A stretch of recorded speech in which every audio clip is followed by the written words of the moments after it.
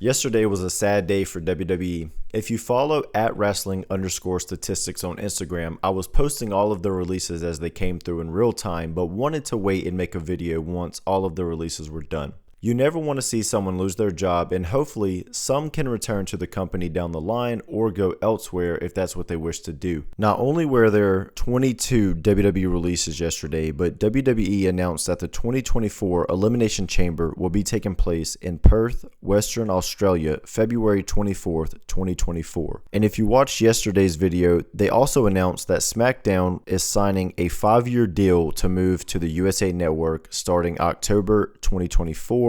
Officially leaving Fox. Now, let's get into the WWE releases from yesterday before we get into some other updates. The following were released from WWE on September 21st. Elias, Riddick Moss, Emma, Shelton Benjamin, Dolph Ziggler, Mustafa Ali, Elias, Rick Boogs, Top Dolla, Dana Brooke, Mace, Mansoor, Dabba-Kato, also known as Commander Aziz, Shanky, Quincy Elliott, Bryson Montana, Yulissa Leon, Daniel MacArthur, Kevin Ventura Cortez, Alexis Gray, Brooklyn Barlow, and Ikemen Jiro.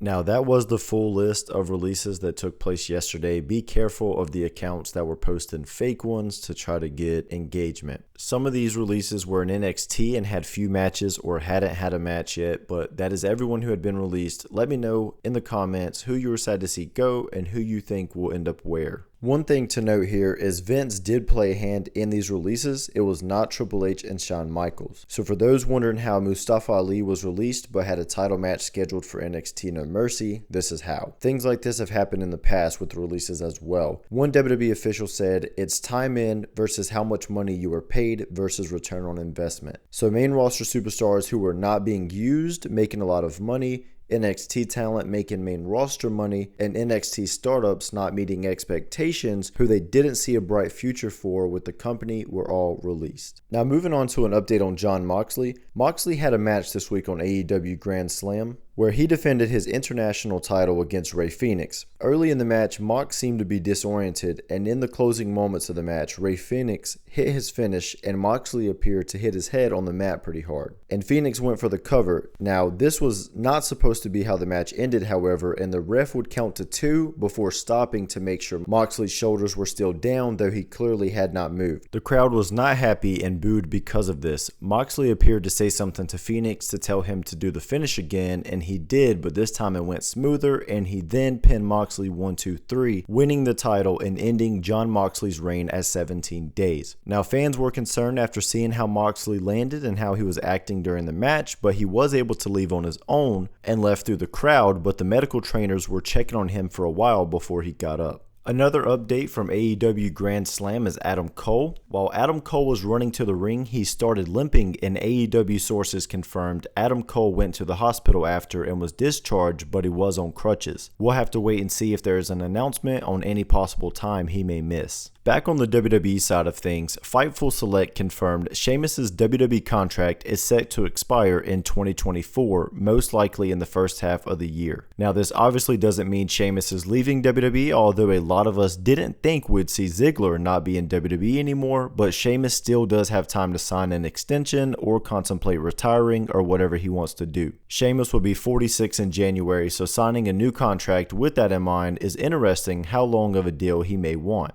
He's still in great shape, but a lot of wrestlers appear to still be in great shape around the same time they retire or get close to it. Now, another update on Jade Cargill since the last video we talked about her. She has since officially been removed from the AEW roster page, and a lot of speculation regarding her joining WWE, which I think is the most likely option, but anything is possible now. There was rumors she would be coming to the WWE Performance Center this week. However, there was no evidence that she was there this week. There's an older picture of her going around that was from an old WWE tryout, but that was not taken this week. Now, on to someone who was actually spotted at the WWE Performance Center this week, and that's Randy Orton. Fans spotted Randy Orton coming out of the Performance Center. They obviously took pictures and videos, and he waved and put his finger over his mouth, meaning he was trying to keep this on the down low. but he obviously knew once he was spotted it was going to make the rounds online. We'll have to wait and see if there's an update on a return time for Randy Orton coming up soon. For those of you that watched WWE on Hulu and was asking for updates, if you notice there's an expiration date on the WWE content this week, Hulu actually said their streaming rights on WWE content is currently set to expire, so without a new deal in place, they will not be able to air WWE replays on Hulu. They suggest adding the WWE content to your My Stuff for any further updates.